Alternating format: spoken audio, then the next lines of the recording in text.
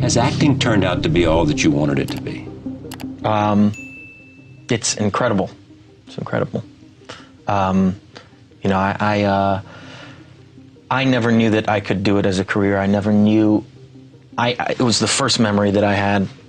It's the first thing I can think of is saying, I want to be an actor to my parents. And if I hadn't lived in Los Angeles and been in such close proximity to sort of the mecca of movie making, if I didn't have parents that said, okay, we'll drive you to auditions, we didn't have the economic means to, you know, move camp from Idaho to Los Angeles because some snotty 10-year-old kid says, I want to be an actor. You know, we did it. And after school, I got to go on auditions, but it was always, and I've said this before, it felt like an elite group of people, and it felt like I would never belong to them.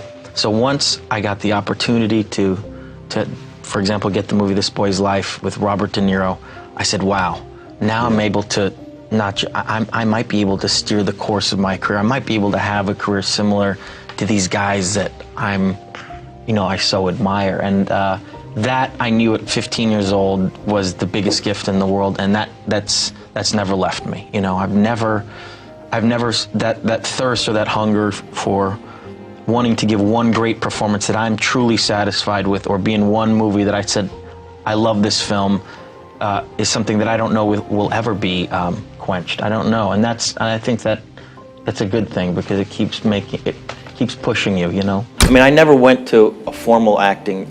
It was only until really The Aviator that I started working with Larry Moss, who it was the first film that I had produced, that I had thought of. It was sort of my concept, and I felt like I needed to brush up on my technique. So that's when I really started doing formal training, and it was an amazing experience with him. I mean, it was more than learning how to be a better actor. He was a life coach. It was like, he's like, okay, the first day he was like, all right, you wanna go over this stuff? I'm like, yeah, let's do it. And he's like, okay, you're Howard Hughes, you're in your plane, this is your cocoon, this is your sanctuary.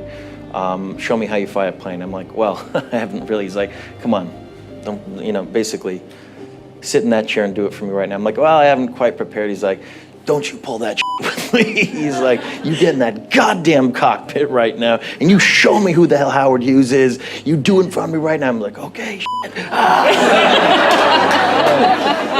I mean, and from there we started working on breaking down this script in a way that I'd never had before.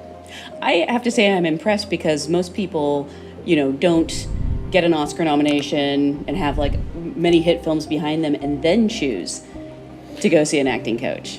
I think everyone can always, brush up on their technique. It is, what we do is takes a lot of research. If you really want to inhabit a role, it takes a lot of work and training, and I think it's incredibly important to constantly, no matter how successful you are, it's incredibly important.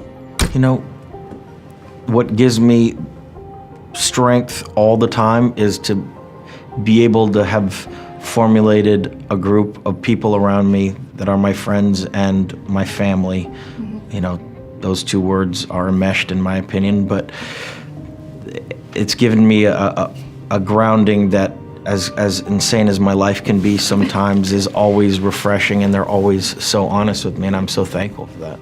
Everything at the end of the day when you're making a movie starts with the material and how well written the script is. I've never seen a silk purse made from a sow's ear. I've never seen it happen wherein a crap script with crap characters, a director somehow found a way to make a masterpiece out of it. And that's the constant struggle that we all sort of have as actors, is finding those gems, and that's why people grab onto them like vultures. When you find a great piece of material or a great script, it's like, you should see what happens. It's like a piranha feeding fest. Everyone wants it. Being an actor is the first thing that I remember wanting to do in life. I remember at 14, 15 years old, watching some classic films, spending months and months watching all the great classics, all the great performers of the past, and being so incredibly inspired by them and saying to myself, one day I want to come close to doing something that good. So I think that thirst or that drive to just achieve what I believe is something as good as, those heroes that I have is what continues to make me want to do this.